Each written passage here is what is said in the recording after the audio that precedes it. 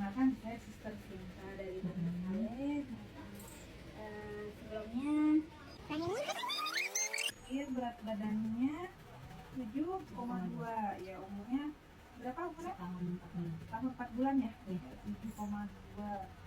Ini masih sudah masuk di ini ya, di -2, itu tandanya berat badannya kurang. Ini sekarang saya mau kasih apa namanya, tunjukan tentang pentingnya gizi pada anak gizi kurang. Boleh di ini kita lihat sama-sama ya. Ya, apa itu gizi kurang? Gizi kurang itu kondisi di mana asupan zat gizi anak atau makanannya itu tidak mencukupi kebutuhan anak untuk tumbuh dan berkembang secara maksimal. Penyebabnya apa? Penyebab utama gizi kurang itu bisa jadi pola makannya yang tidak seimbang, terus pemberian ASI yang tidak optimal, kurangnya makanan tambahan yang bergizi, sering sakit atau diare atau ispa, sama kondisi ekonomi keluarga. Nah ini masih ASI adanya, masih yang ini pemberian ASI yang tidak optimal. Kenapa itu? asinya ASInya kurang, ada banyak ya. Iya, itu penyebabnya bisa ya di ini. Sama mungkin bisa kalau makanannya gimana? Kurangnya makanan tambahan? dia apa aja nggak suka makan nasi, cuman ya nggak banyak sedikit. Kalau dia misalkan paginya aku kasih makan sedikit, atau yang makan mau lagi gitu. Tapi kalau nasi sama telur sama kita tuh banyak banget yang makan. Banyak suka ya. Suka banget kalau telur. Iya. Aku juga suka. Nah masih ASI kan berarti ya? Masih ya. Sama ini ciri-cirinya anak yang kurang gizi itu ditandai dengan berat badannya tidak sesuai tadi ya, berdasarkan sama KFS juga.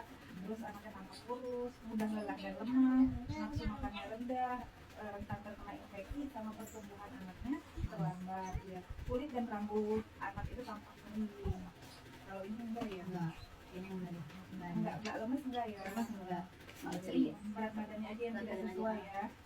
Enggak pernah enggak ada ini apa batuk, pilek. Ya kalau di ini aja sih sekali, cuman nggak sampai lama, nggak sampai sebulanan. Dan ngaruh juga dari abangnya, kalau yang pilek dia nggak pilek Oh juga. cepat ya, itu makanya rentan terkena infeksi ya. Nah terus ini akibatnya apa kalau misalnya kurang gizi itu? Gangguan pertumbuhan, mudah sakit, sama nanti efek jangka panjangnya nggak bisa kurang cerdas akibatnya. Makanya kita ini saya bawain nih contoh makanannya. Mungkin kan anaknya mau makan, tapi misalnya takarannya berapa gitu ya. Kadang kita sebagai orang tua misalnya mau makan, tapi komposisi makanannya itu tidak diperhatikan. Misalnya setiap kali makan apa yang harus terkandung pada makanan anaknya gitu. Nih misalnya nih ya, setiap makan isi piringku untuk usia anak 12 sampai 23 bulan itu 5 sendok makan yang harus ada di isi piringku. Terus nih ini 5 sendok makan, saya udah bawain contohnya sih. Sekali makan dia ya kayak gini. Boleh disitu. Oh kalau dia nasinya sedikit tapi lauknya Yang banyak, iya nggak apa-apa. apalagi ikan tuh, tempe. Iya, di satu porsinya makanan tuh misalnya ini satu ya, salah satu misalnya ini nasinya 5 sendok, 5 sendok nasi, terus ini sayurnya dimasak, bisa dibening atau bisa diapain aja ya, dikasih santan nggak apa-apa. Soalnya anak ini usia-usia ini butuh asupan lemak juga gitu. Ini salah satu, misalnya salah satu harus terpenuhi, misalnya ayamnya 50 gram, misalnya telur itu 1 butir khusus untuk misalnya adiknya, misalnya telur sama ini ati atau itu salah satu aja, ini komposisinya makanannya setiap kali makan gitu. Ini ada prinsipnya pada pemberian makanan nasi ASI ya. Jadi ini makanan pendamping ASI itu tepat waktu dimulai saat usia 6 bulan. Waktu ini umurnya berapa? Pemberian ASI benar ya, umur 6 bulan. Iya, terus memperhatikan kebersihan atau prinsipnya diberikan terjadwal dan menyenangkan, sama cukup kandungan gizi, sama kebutuhan MPASI-nya per hari itu kurang lebih 550 kalori, dapat diberikan 3-4 kali sehari makanan utama, dan selingannya itu 1-2 kali makanan selingan.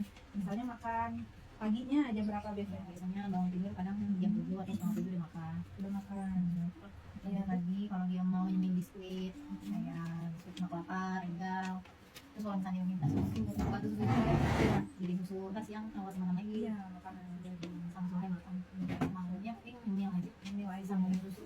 Iya, ini untuk makanan utama itu bisa 3-4 kali diberikan, sama selingannya 1-2 kali. Jadi tadi apa apa susu untuk selingannya. Terus sama dikasih apa roti? Iya roti gitu ya, biskuit itu ya. Oke. Ini nanti kita juga akan belajar, misalkan ajarin bikin puding jagung. Ya. Nah, puding jagung itu jadi nanti di dalam jagung kan ada karbohidratnya. Nanti kita campurin telur juga untuk proteinnya gitu. Anak-anak kan pasti suka jeli-jeli gitu ya.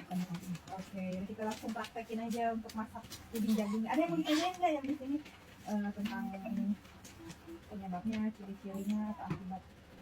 Gimana? Ayo, nggak bawa minum. Apa mainan?